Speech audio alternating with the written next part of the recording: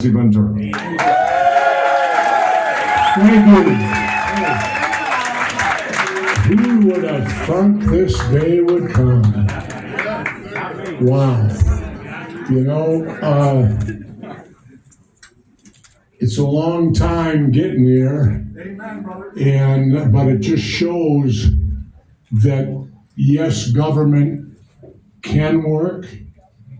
It just sometimes works at a snail's pace, a whole lot longer than what we'd like it to be. Hurry up and wait. Yeah, there you go. Hurry up and wait. For us guys that were in the military, we're very used to it. Hurry up and wait. But anyway, I just want to say thank you to everybody, and as my son said, our partnership with Retro Bakery is phenomenal. This is exactly what I was looking for because, I'm a former Miller Lite All-Star, tastes great, less filling. I remember we had Lightomania. I wrestled the Masked Marauder, who turned out to be Bob Uecker. And that was wonderful. And then I worked for Minnesota Brewery, and you probably saw me holding those kegs of beer in half the alcohol stores in Minnesota. Well, throughout my life, yes, I've drank alcohol, but I've always preferred cannabis. By far, not even close. And so when the opportunity came, when I became governor, and I was seeing the legalization was on the verge, I thought, I don't want Minnesota standing on the dock while the ship leaves the harbor. And so I tried way back 25 years ago to have Minnesota decriminalize and bring cannabis into mainstream America or Minnesota. And it took a long time to do it. But I was never more happy than the day Governor Walz called me at home. And he said, Governor, he said, in a couple weeks I will be signing the legalization of marijuana in Minnesota. And he said to me, this is your baby. He said, so I would like you to be over my right shoulder when I sign the bill, and I will hand you the very first pen, signature pen. That happened, and I can't tell you how satisfying it was to stand up there and know, and then I'll get personal a little. My fight for cannabis is because it saved my family's life.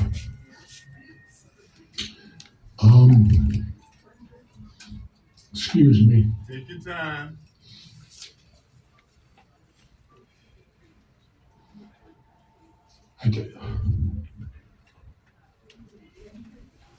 I've talked about it before. In fact, I testified to it over at the legislature. A little over a decade ago, my wife, the First Lady, was stricken with epileptic seizures at a later age. I won't say late, but later. And we were helpless. She was seizing 2 to 3 times a week. And these were the kind of seizures where she's prone on the floor, I'm cradling her head, and I'm keeping her from swallowing her tongue or stop breathing or whatever else could happen. 2 to 3 times a week.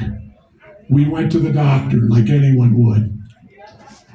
Well, the doctors did what they could, and pharma did what they could. Nothing. They put her on 4 different seizure medicines, one after the other, after the other, after the other. None of them worked. And some of them had horrible side effects like hair falling out and things of that nature. In desperation, we had friends from Mexico who lived in Colorado. We drove to Colorado. The night before we got there, she seized in the motel. We got there the next day, and it required our friends and us to break the law, even in Colorado, because at that time you had to be a Colorado resident. We were not Colorado residents, and our friends were not supposed to give it to us because we weren't Colorado residents, but they did because they're true friends. My wife took 3 drops under the tongue and has never had a seizure since.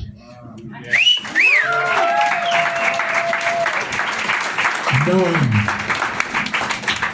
Now, I won't go on anymore about coming back here and having to pay $600 a month to get it at first, and getting it illegally sent from Colorado and breaking the law. And I even said that when I testified. I said it came down to something very simple. Break the law or my wife. Guess what? I broke the law.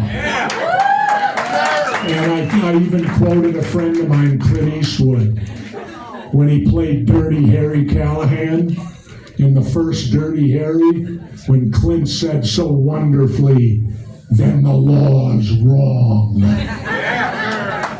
Well, the law was wrong. And that's what we fought, was the wrong law. And cannabis has saved my family, given it back to me. So therefore, I now am fully dedicated to cannabis. When you get my age of 72, you pretty much quit working or you pick out what you're going to do. And I've chosen cannabis. I'm joining Willie Nelson, my friend. By the way, I'll tell you this one. Willie sent me personally my first vape machine. Tried it down at his house, loved it. He really looked at me and said, "I'll send you one up." And within a week, it came in the mail.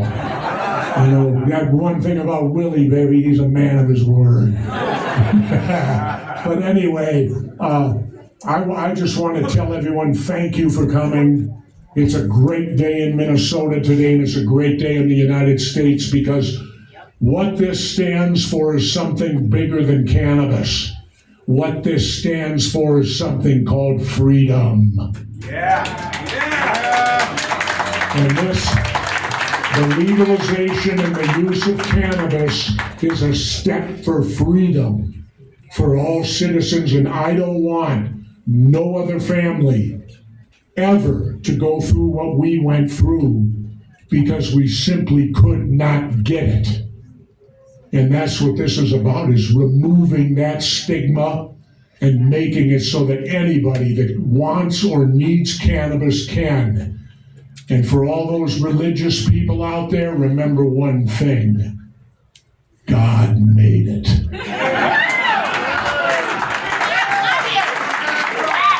Thank you. So light them up if you got them, everybody, and enjoy the